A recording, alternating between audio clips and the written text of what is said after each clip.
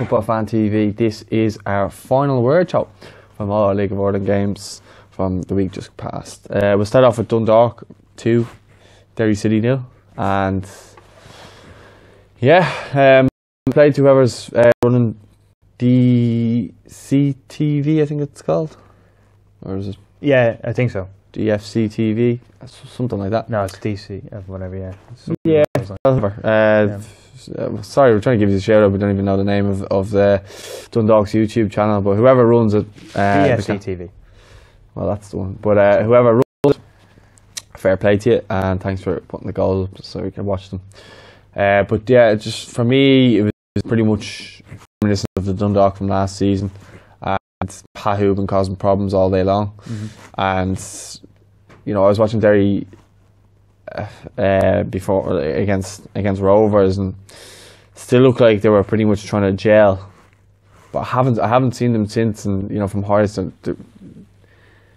can't really comment on it. But from watching the highlights, it just looked like they couldn't live with Hoban, and he just looks to be back for it, and all of a sudden he's got a couple of goals, and I think he's got 3 goals, 2 assists now. Obviously, he set up Sean Murray for the goal. And Sean Murray's in great form now as well for Dundalk. I think that's 3 goals now, so not a bad start for him either.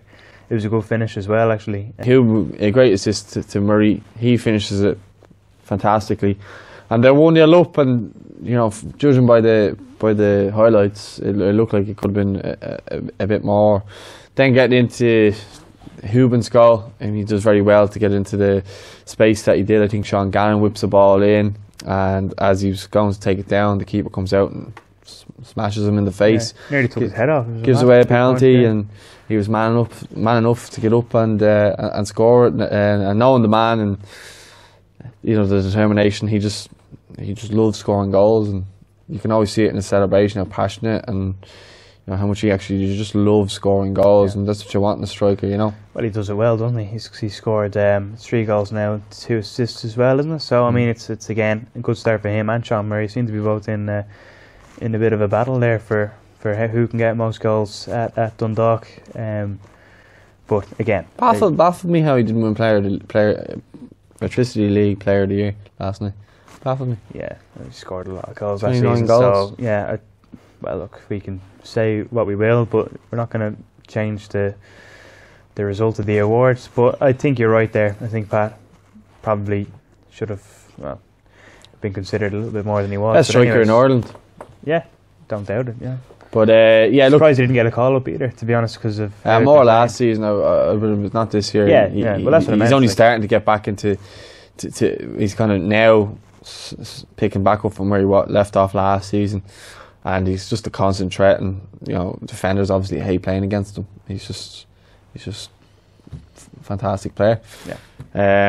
But that's all I really have to say on that game. Dundalk. Well, apart from the fact that we do have to give credit to Derry, because they did cause Dundalk a lot of problems at the back. Like Gary Rogers was very, very good. Well, there was one great save from a free kick by Gary Rogers, which was fantastic. No, he made a few good saves, to be honest. I thought Duffy played well as well, and on the highlights he was causing a lot of problems. He was unlucky not to get an assist as well. But yeah, I think Dundalk were the better side in that game, and the results proves that. But Derry had their chances, let's not forget, and maybe if Gary Rogers wasn't in goal, they would have got something from the game. I'm not sure. But yeah, I'm not criticising Derry. I would like to see more of them, to make more of a comment on them. Maybe the Dundalk highlights were more so to show the better side of Dundalk rather than Derry. Yeah. I don't know, but from what I seen in the highlights, there wasn't a whole lot that Derry would be shouting for. And again, it's a new team but it's a new team trying to gel and trying to, what's the word I'm looking for? Find a connection or a chemistry, maybe. But it's going to take time for them to gel. It's the same with some of the other clubs, like going on to Cork now. They beat Bows 2-0, and they're only starting to kind of find their feet now after about 5-6 games. Yeah, they had a pretty slow start, but they are starting to find their rhythm, I think, again, and they're starting to look a bit like Cork again. And it was the first goal, Bows, wasn't it, as well? Yeah. So fair play to them. And the first goal was a very Cork-like goal. McCarthy with the goal, header from a corner. It was just It's just kind of, well, I say a typical Cork like goal, and you have Gerard Morrissey scoring them absolute pingers. So you can go and look at it from two angles, but you know what I mean. Just your basic average goal, but it was look, they all count and it was effective. But I'm sure McCarthy would be happy anyway, won't he? So he gets on the score sheet with Dan Casey as well, and that was a pretty interesting goal as well. That second one. Yeah, but looking at it from behind the goal, there was an angle from behind the goal. I think I seen a fan video put up behind the goal, and it was pretty much the dead centre of the goal. I know it swerved, but it swerved like out and then back into the centre of the goal rather than the other way around. Maybe it caught someone on the way through and it kind of put James Talbot off. But it's funny because Dan Casey and him are friends. Yeah. So he would have loved scoring that on him. But although he didn't celebrate, I don't know why. He was just trying to be nice. Yeah, well, as you said, James Talbot is his mate, and he'll feel somewhat responsible for the goal. Sort of like, I don't know if you were watching the Arsenal United game. Xhaka hit a ball, and I don't know what he was doing, but he sort of just seemed to fluff his lines a bit, and the ball went one way, he went the other. It's sort of the same with James there.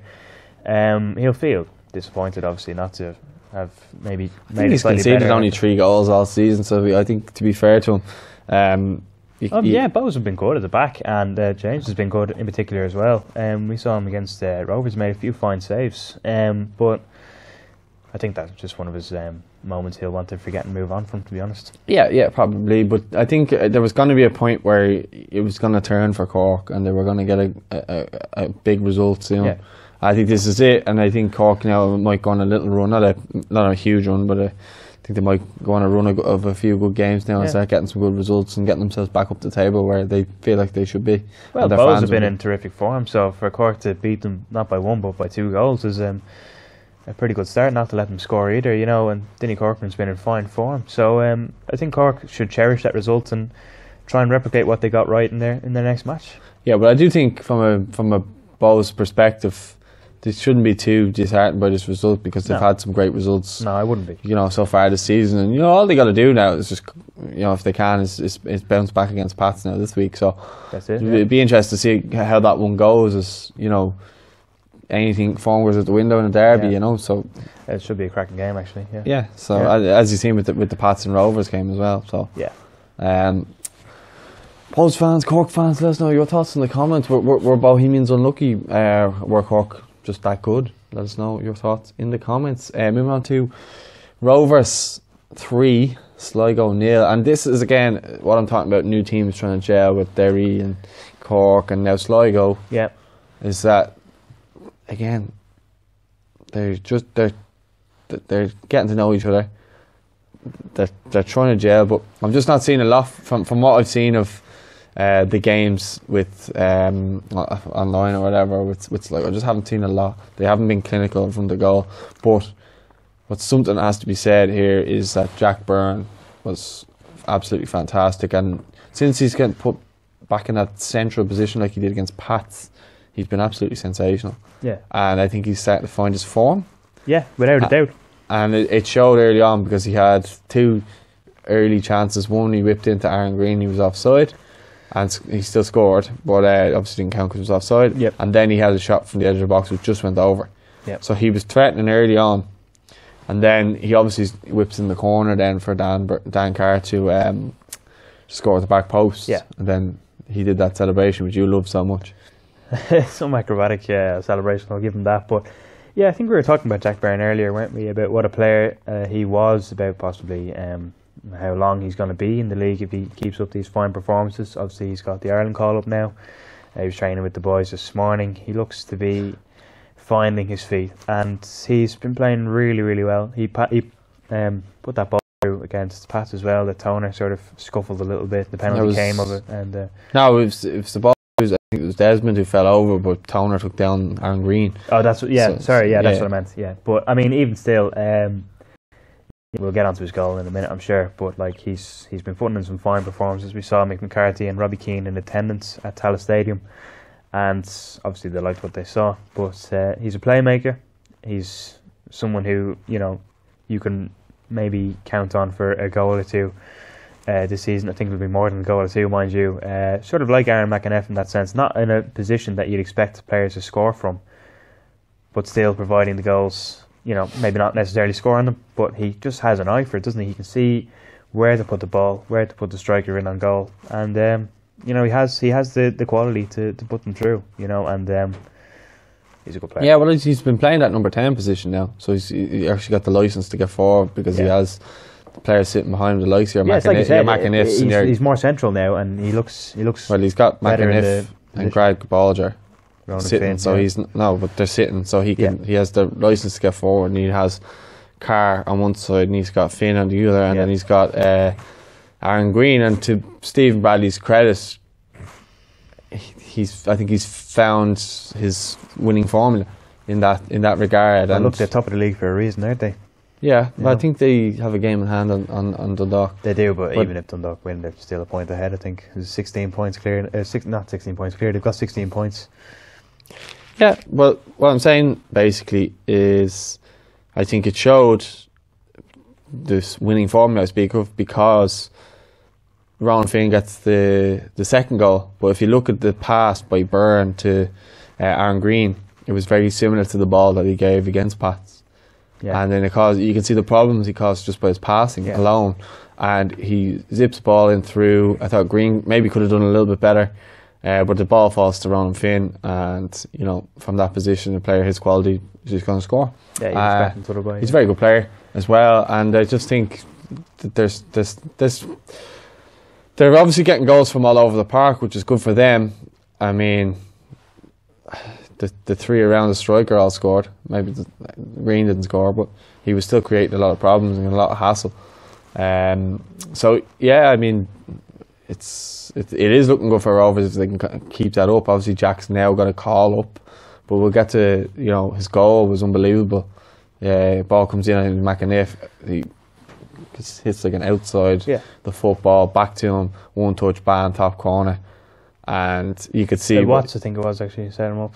Yeah, probably. I can't remember. Yeah, the goal itself was brilliant. Really, really great goal. I don't think there's a keeper in the league who would have saved it, to be honest, because it was just unstoppable. It was a great good and Shaq Byrne, as we've mentioned, has an eye for goal, and he's got a goal for himself now. I think he deserves it as well, because he had a good few efforts in the game that nearly merited a goal. He was unlucky with the shot in the first half that just sailed over the bar in the end, but yeah, he deserved the goal on the game itself. Credit to him. I don't know, I'm fairly sure he got man of the match. I'm not 100% sure, but yeah, I think what's showing is for him is having a manager that believes in him. I think that showed when he celebrated the goal. The first person he ran over to was the manager.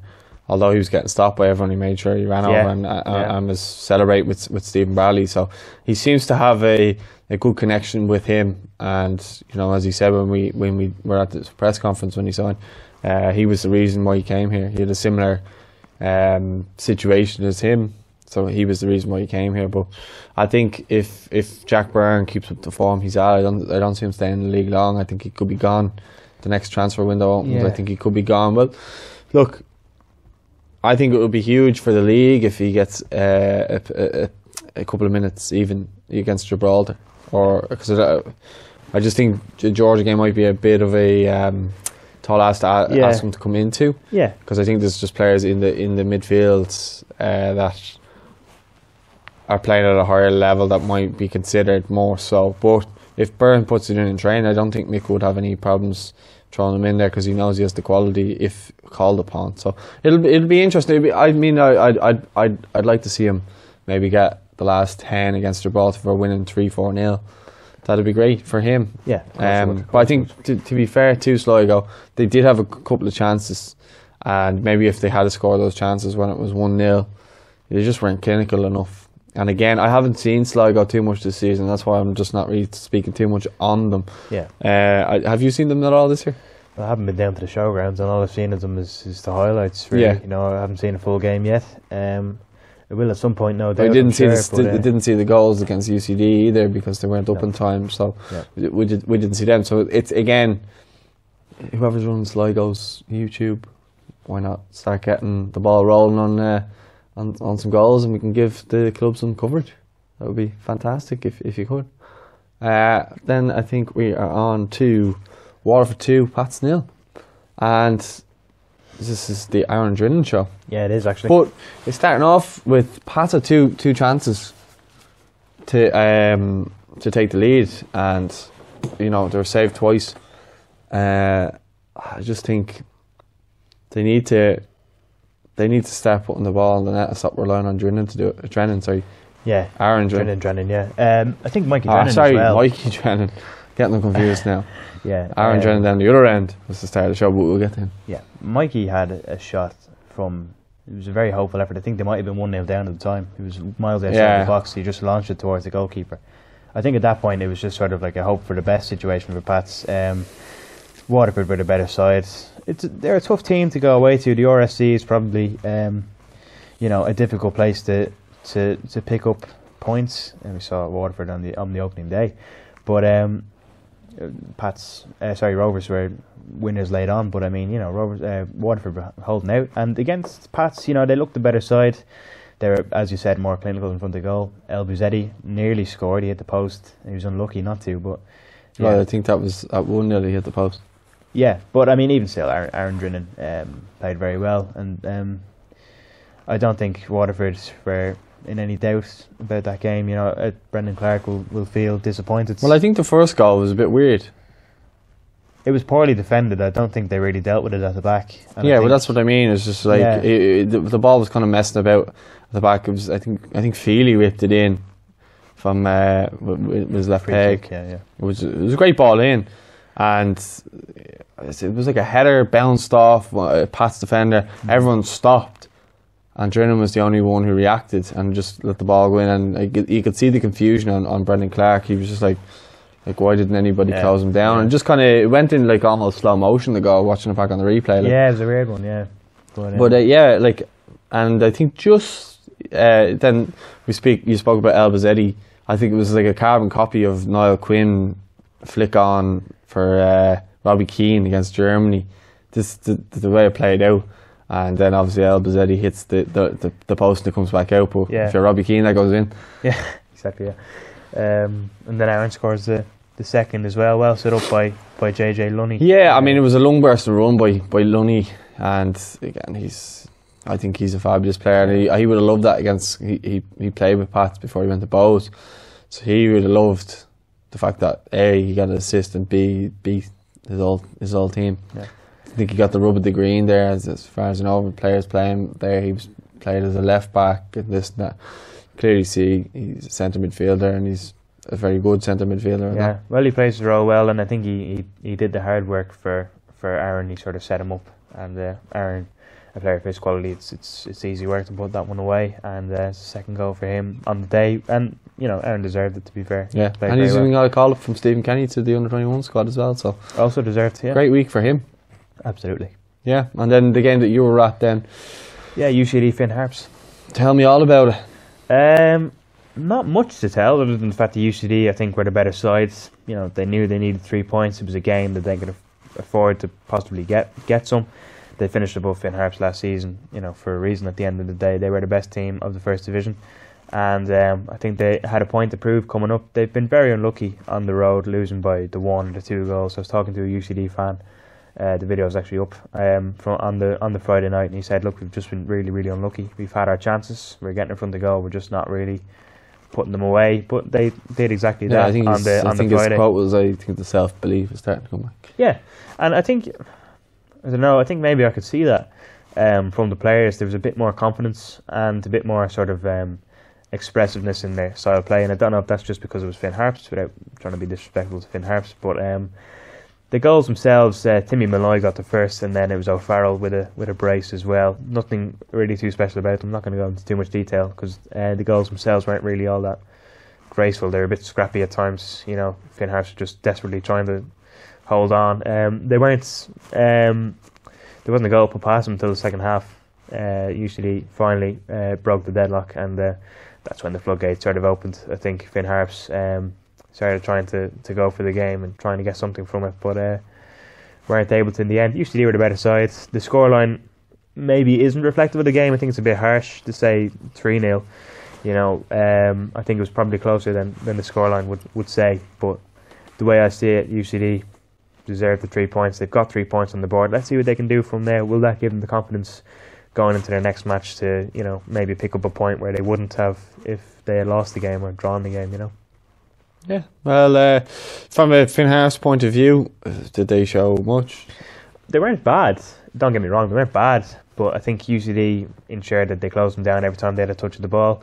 You can see the Finn Harps players getting visibly frustrated with the referee at times. You know, I think they felt that some of the decisions weren't going their way. The fans certainly did. Great numbers actually of Finn Harps fans coming down. Great to see that at UCD Bowl. It was actually pretty good attendance. You know, it's not a stadium that's renowned to sell out as such, and it didn't. But there was a lot of people down there, and great support shown.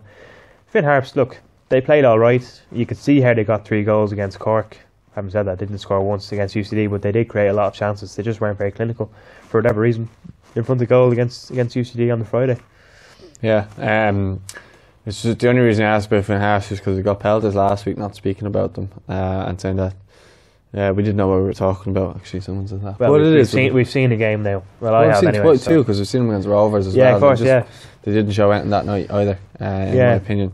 Maybe it's just a Bally buffet thing, you know. Maybe that's just such a difficult place to go that they perform better at home. Maybe they need to try and make that a bit of a fortress, if you will, a place that, you know, teams struggle to get points from. But I just don't see them doing very well on the road this season, you know. But maybe I'll be proved wrong. Yeah. Well, I think that's it for our final workshop. Yeah. We're going to have a lot of content from the Ireland camp this week, so make sure to check out McCarthy's press conference, David McGoldrick and James Collins' press conference also as well. If you haven't checked out already, our interviews with Troy Parrott, Richie Dunn and Ron Curtis, check them out. Don't forget to subscribe as always. If you like this video, drop a like. If you don't like this video, drop a dislike and tell us why in the comments. We'll speak to you all soon. Thanks for watching.